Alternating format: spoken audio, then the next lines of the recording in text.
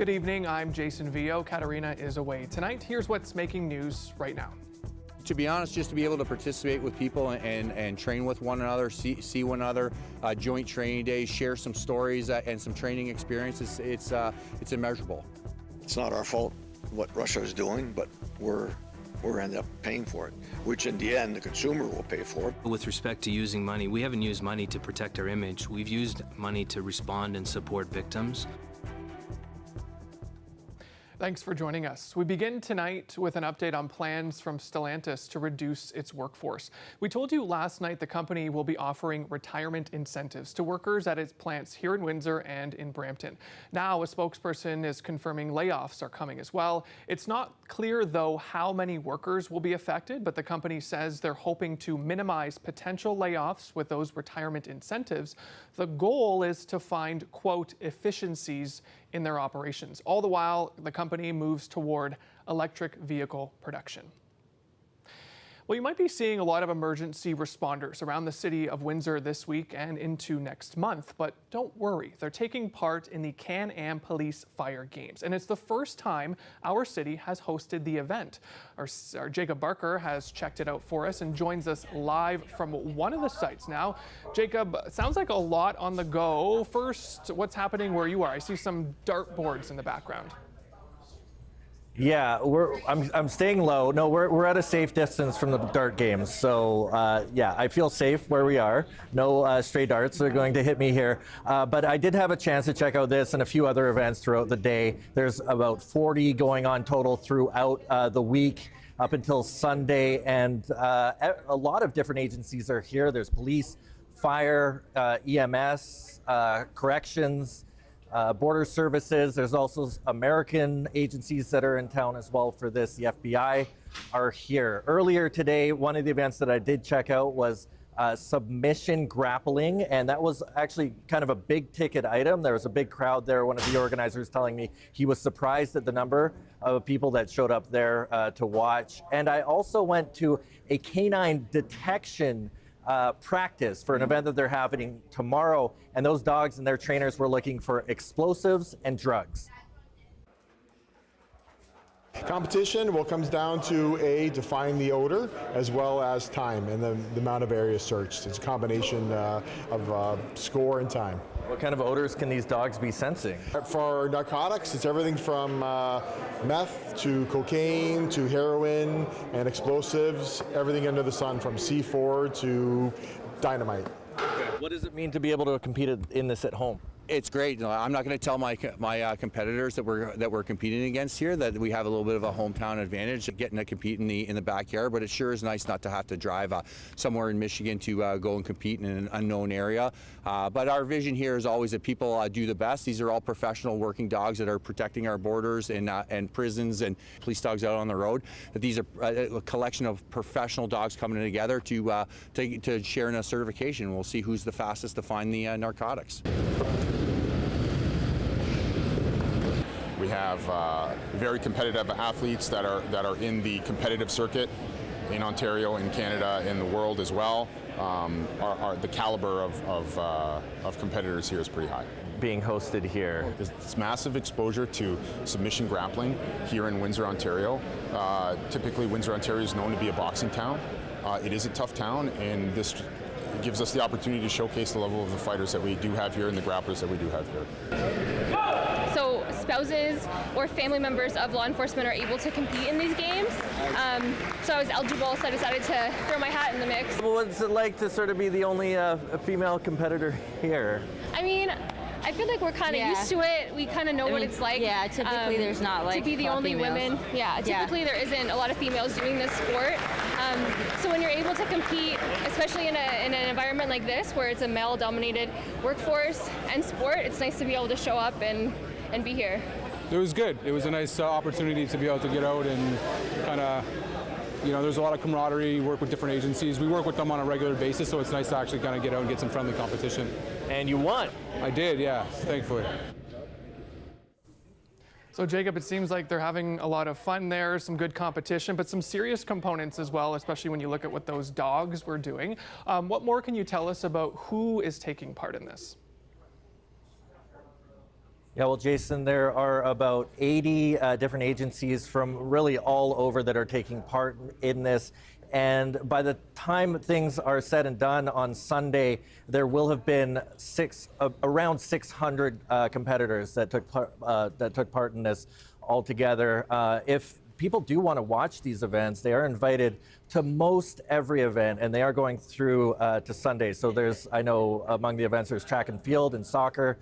So people are welcome to show up to those, but there are certain events that people are not allowed to show up to. That's because they do involve tactical things that these agencies might not want to show the public. So that is on the schedule.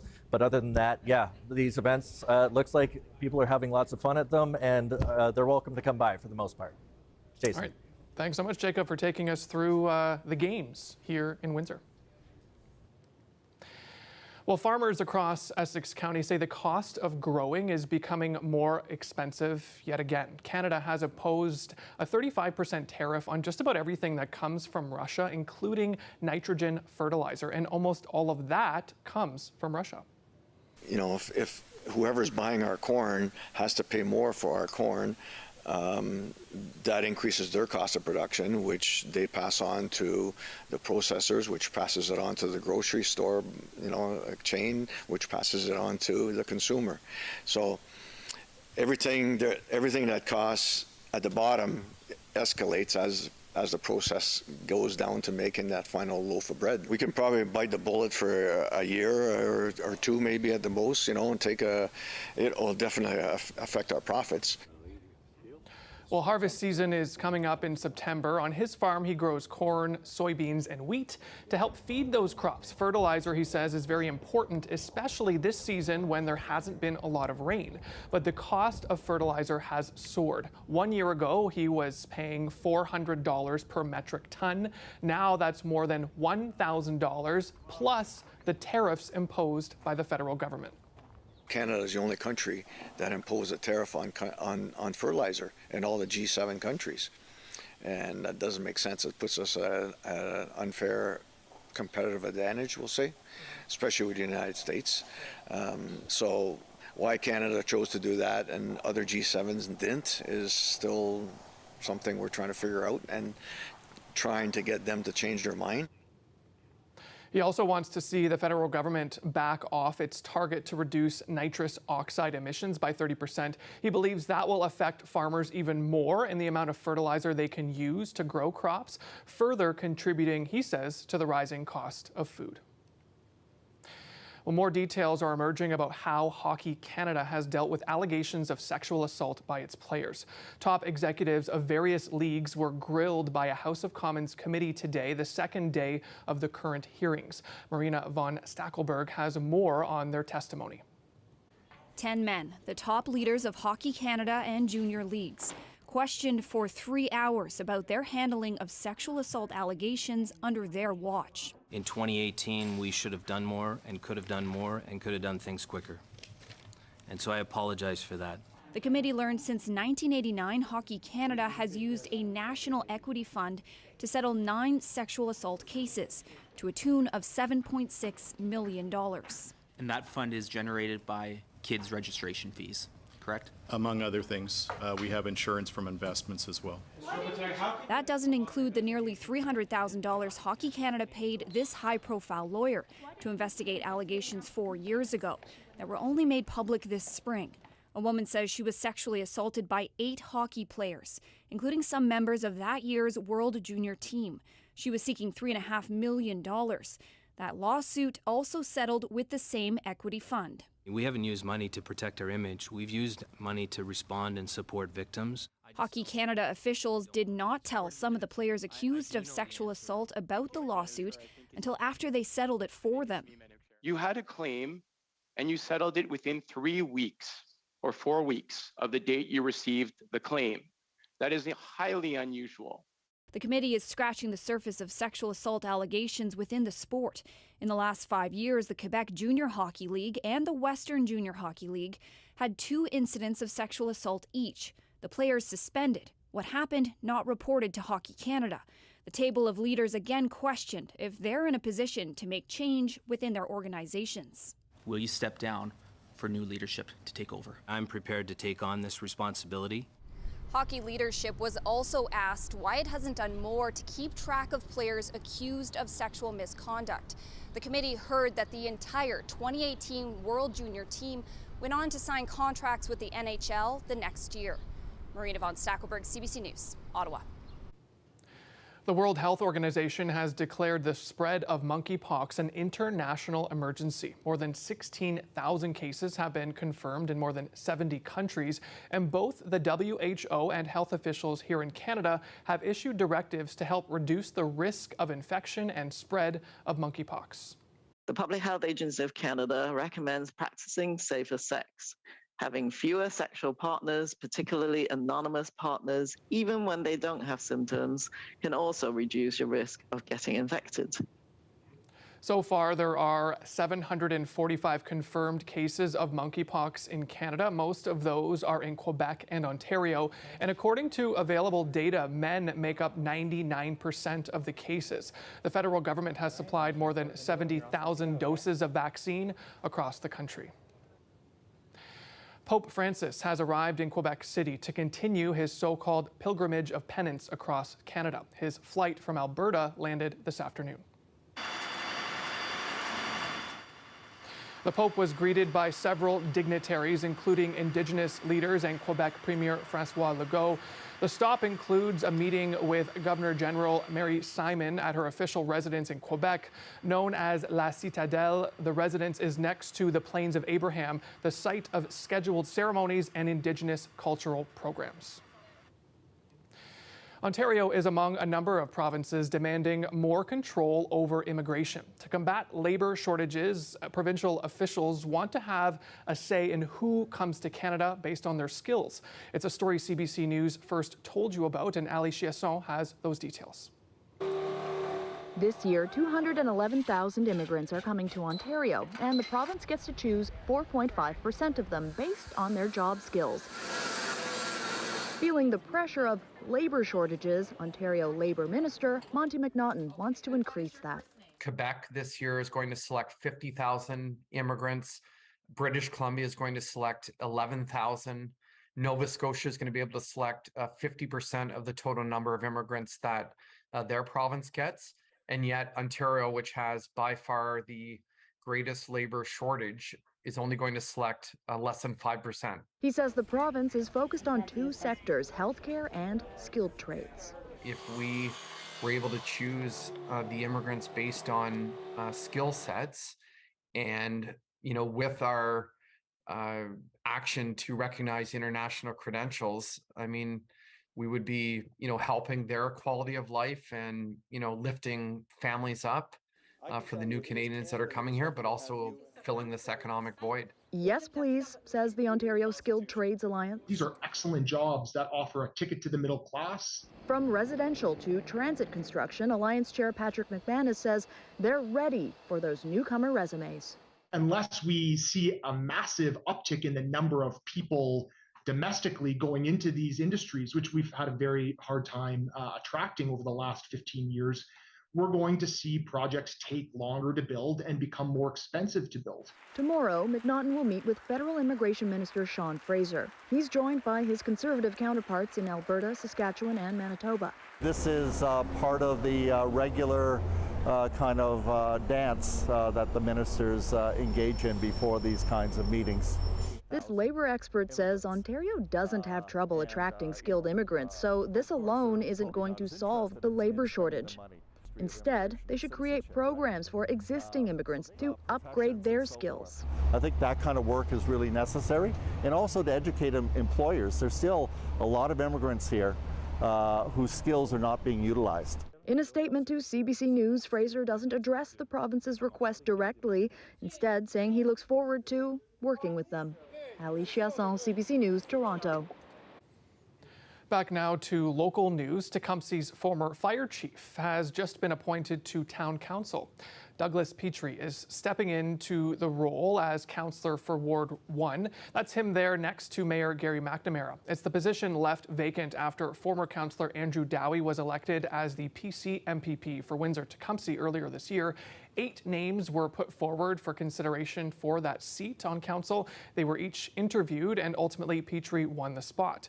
He will hold that position until the end of the term, which is on November 14th.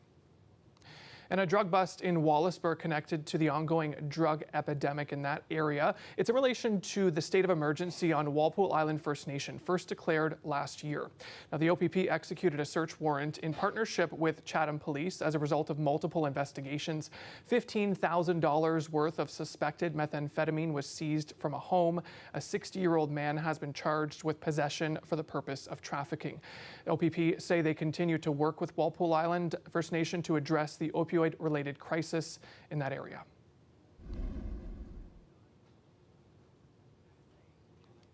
Take a look at this. It's the latest mural from Windsor graffiti artist Daniel Bombardier, who goes by the name Denial. It's his most ambitious project yet, a 25-meter-high mural on a former railway bridge in St. Thomas. It's now decorated with the scene from the 1957 film Love in the Afternoon turned on its head. It's an oldie starring Audrey Hepburn and Gary Cooper. So far, he's used 30 cans of paint to prime and add background color to the work. He expects to go through 10 times that much by the time the mural is complete. Denial is among a dozen artists commissioned by St. Thomas for the Track for the Future project. You can read much more on this story on our website, cbc.ca/Windsor.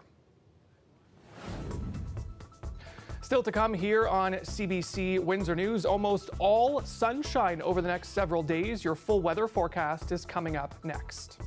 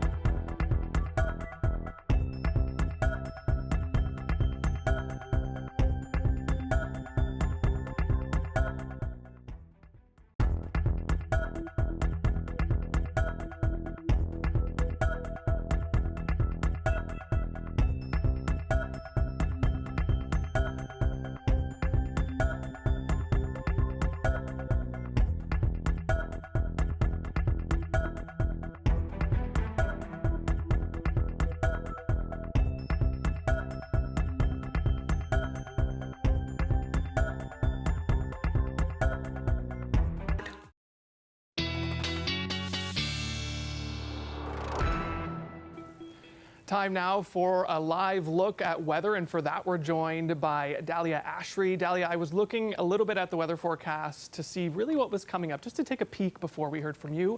And it looks like we're going to need our shades, some sunscreen, a ball cap. All of those things. That's absolutely right. But you also might need an umbrella with you just in case for tomorrow, but we'll get into that in just 1 second here. So yes, you will need that umbrella, and then as we head into the long weekend, it's a great time to light up that barbecue and spend some time outdoors with your loved ones. The current temperature right now in Windsor is 27 degrees, Sarnia 25, Chatham-Kent 24. Now, there is that humidex as well, really ranking up or bringing up that heat, making it 35 degrees. So really hot right now and humid. And with the rain tomorrow, might feel a little muggy as well. Sarnia 33 degrees, Chatham-Kent 33. Now, we will see a little bit of that rain that we were talking about coming through Thursday morning. You have a dry commute to work. You see a little bit of those clouds peeking through. But as you head into Friday, it's a nice clear day. Look at that. That just means right there, no clouds in sight. And then Friday afternoon, you see a little bit of those clouds starting to peek through. But again, clears up in no time. By the evening, if you're spending your time outdoors, well, you'll get to enjoy the sunshine while it lasts. Prepare those ball caps and the sunglasses that we were talking about. Tonight, temperatures will drop. It will cool down. You get that 60% chance of rain that will stick around Windsor and Leamington, also raining. Tomorrow, 36 degrees is how it's going to feel, and 30% chance of rain. So it's just more so scattered showers. So just keep the umbrella with you just in case. But for the most part, it'll probably be just overcast. Look at that. Beautiful sunshine. There's a light at the end of the tunnel. That's what we're looking for, that heat that we love. Friday, Saturday, Sunday, you can even see that the weather starts to increase and become more hot. So have your sunscreen on you, have your ball caps, have your sunglasses, because you're gonna need them. Hit up a beach even, and by the evening, temperatures will cool down. So really gonna feel like summer. That's what we love to see. The temperatures cool down at night. Jason? Dahlia, I don't think I could have asked for a better forecast in terms of going camping, which we're doing this weekend. I mean, it's absolutely gorgeous. Exactly. You're going to need your cooler with you. Take in everything that you need, but make sure that the kids and everyone is protected from that sun. And then hit the beach. Exactly. Hit it up. Thanks so much. Thanks, Jason. Well, still to come here on CBC Windsor News, an investigation into former U.S. President Donald Trump related to the 2020 presidential election. That's coming up after the break.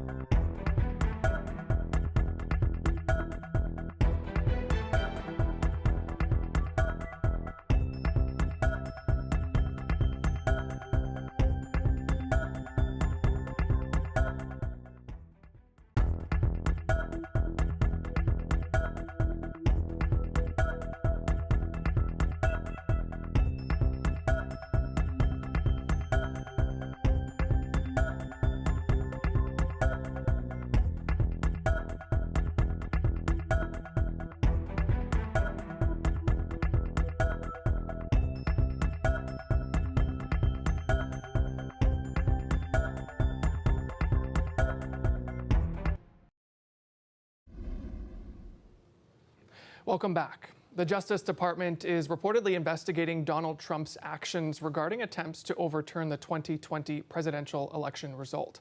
According to the Washington Post and some other U.S. media outlets, prosecutors are asking about conversations involving Trump and his lawyers and have received phone records, including those of Trump's former chief of staff. They say investigators are focusing on what Trump told his lawyers and officials to do, particularly regarding any actions taken to draw up an alternate electoral college slate. U.S. Secretary of State Antony Blinken today announced the Biden administration has proposed a prisoner swap with Russia, one that would see detained WNBA star Brittany Griner released along with Paul Whelan, a Canadian who also has a U.S. passport. He's imprisoned in Russia on espionage charges. Blinken said the deal was offered weeks ago. Meanwhile, Griner made yet another appearance in a Russian court today. She gave testimony about her arrival in Moscow and her treatment following her arrest back in February. The CBC's Abby Kugadasan has that story. The American basketball star spoke of her 13-hour journey from the United States to Russia while recovering from COVID-19. She was heading to the country to play in the WNBA offseason. And when she was detained at a Moscow airport for being in possession of cannabis oil, she says she was not read her rights. Griner also explained she was given documents to sign without a lawyer present, and there were hours of proceedings that she did not understand. Crisis management consultant Jonathan Frank says her detention is unwarranted. This is one of the most audacious hostage takings in modern history, right? And she was not going to Russia as a tourist, right? She was an invited guest.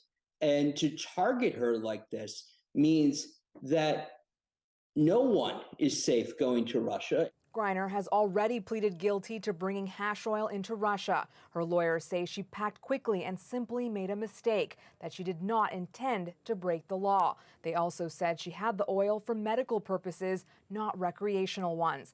Dmitry Sidorov is a lawyer in Moscow and says that it makes no difference in the court of law. It absolutely doesn't matter because we have got a list of drugs that's settled by the government of Russian Federation that prohibited. Griner was detained just days before the Kremlin's invasion of Ukraine. Washington says what's happened to her is unlawful and it's working to secure her release. Moscow says it will not speak about a possible prisoner exchange until the trial is over. It is unclear when that might be, but if Griner is found guilty, she faces up to 10 years in prison. Abby Kwodasin, CBC News, London. And before we go, we'll leave you with some joy and some proof that good things can come in small sizes. A 6-year-old girl in the United Arab Emirates got her first skateboard 2 years ago and has already won some competitions. My dream is to become a pro skater. Little Zara has been training every day and she learns new tricks through watching YouTube videos. She says she likes to win because it makes her, quote, happy, brave, and even smart.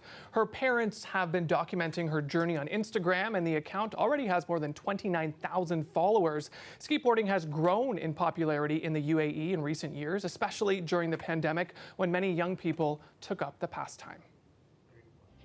Well, that's it for us here at CBC Windsor News. Thank you so much for watching. Don't forget, for news anytime, head to our website, cbc.ca/Windsor. And don't forget, we're on social media as well. Check us out on Facebook, Instagram, and Twitter.